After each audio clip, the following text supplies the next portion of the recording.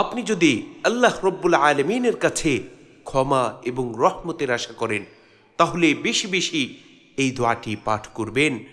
রব্বানা আমান্না ফাগফির লানা ওয়ারহামনা ওয়া আনতা খায়রুর রাহিমিন।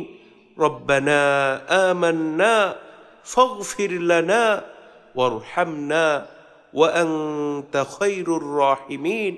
হে আমাদের রব, আমরা ঈমান এনেছি, অতএব আপনি আমাদেরকে ক্ষমা করে দিন এবং আমাদের উপর দয়া করুন, আর আপনি তো সর্বশ্রেষ্ঠ দয়ালু।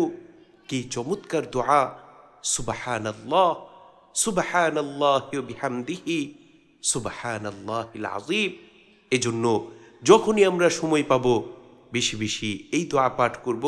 রব্বানা আমান্না ফাগফির লানা ওয়ারহামনা ওয়া আনতা খায়রুর রাহিমিন।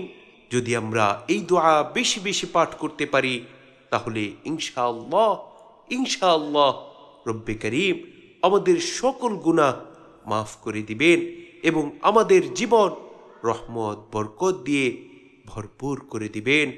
আল্লাহ তাবারক ওয়া তাআলা আমাদের প্রত্যেকের জীবনের গুনাহ খাতা মাফ করে দিন এবং আমাদের দুনিয়া ও আখিরাতের জীবন রহমত বরকত দিয়ে ভরপুর করে দিন। আমিন।